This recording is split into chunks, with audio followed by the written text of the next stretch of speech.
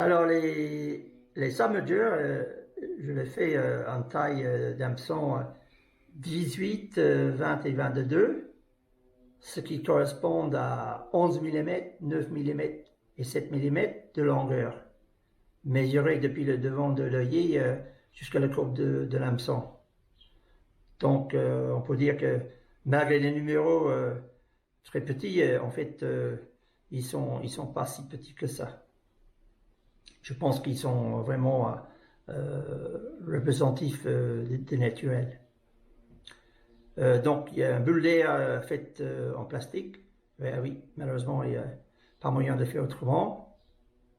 Le corps et thorax, c'est en dubbing d'écureuil.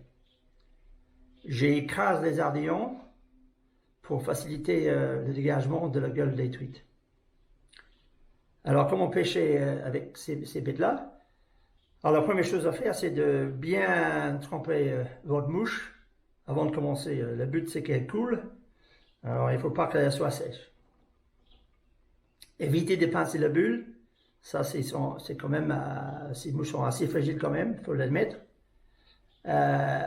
Et donc, ça, c'est une mouche. Il faut mettre ça, je dirais, qu'une fois que vous avez essayé vos sèches, vos émergents, etc. habituels. Si rien ne marche, c'est en ce moment-là il faut les mettre. Je suggère fortement d'attacher avec un nœud Pinson que je présente sur mon site web. C'est un nœud super fiable et rapide, discret. Pour le faire, il faut le pincer la mouche par le courbe de l'hameçon. Pas trop de faux lancer parce que, comme je répète, il faut que la mouche reste le plus mouillée possible.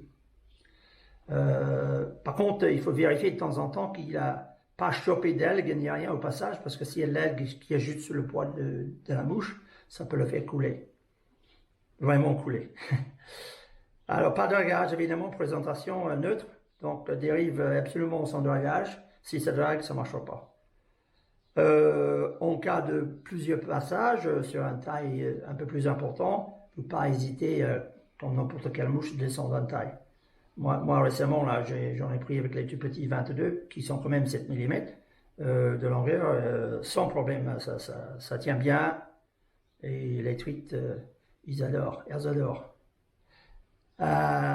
Alors j'en fais aussi, je viens de créer avec un copain un outil que je vais présenter dans un vidéo ultérieurement, un outil dégorgeoir, justement pour dégager ces mouches submergées, pour justement essayer de pouvoir de sortir de la gueule du poisson sans éclater la bulle.